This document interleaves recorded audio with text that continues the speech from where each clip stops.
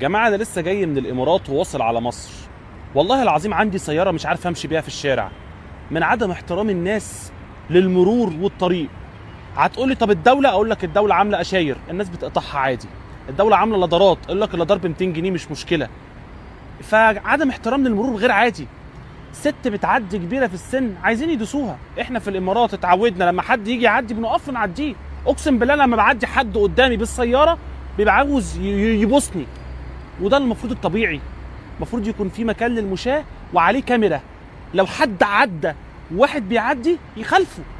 احترم الناس يا اخي. والله العظيم يا جماعه انا جيت لقيت مصر طرق ما شاء الله بقت زي بتاعت الامارات، كباري، كل حاجه كل حاجه، بس الناس ما عندهاش عدم احترام.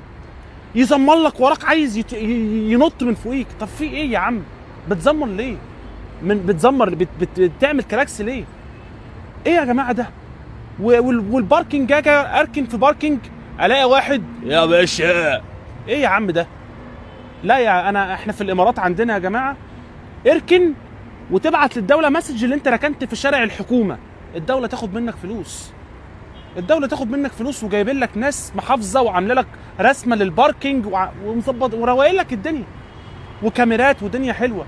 فاحنا ليه يا جماعه؟ ما احنا عندنا الامكانيات، احنا مصر يا جماعه. اقسم بالله العظيم ثلاثه انا فعلا في معاناه. واحد يكسر قدامي، طب انا بديك اشاره عشان داخل يمين، عايز برضو تعدي من جنب يمين؟ ما انا هخبطك. ما انا المفروض اعمل ايه عشان اخش يمين غير ان انا اديك سيجنال او اديك اشاره ان انا داخل يمين؟ اعمل ايه؟ اعمل ايه؟ طيب اطلع لك ايديا؟ ما ده غلط، ما ينفعش اطلع لك ايديا عشان ممكن يكون حد معدي ويخبط لي ايديا. فانا بجد فعلا يا جماعه في معاناه.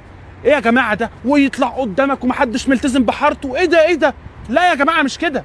ما هي الدوله عامله حاره عشان تمشي فيها، لكن انت لما تطلع قدامي وتخش في حاره ده وده يخش في حاره ده، ما احنا كده في فوضى. ايه ده؟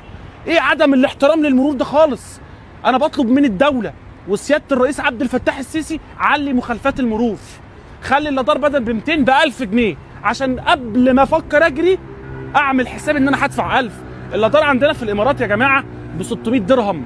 عارف يعني ايه 600 درهم؟ يعني ب 10000 جنيه. يعني انت تدفعهم وانت شكرا. فانا قبل ما افكر اعمل لادار في دبي هفكر 30 مره، هفكر 30 مره.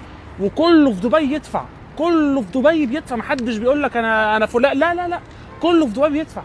فانا يا جماعه بجد فعلا اللي انا شفته دوت، انا مش عارف امشي بالسياره، خايف كل شويه فرمل اعدي حد قدامي الناس تزمر لي ورا. طب ما انا بعدي راجل، روح قدامي، بتزمر لي ليه؟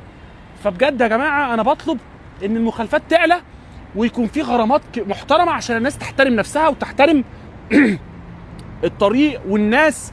وقبل ما افكر ان انا ازمر لحد التزم بالطريق اللي قدامي. اتمنى رسالتي توصل.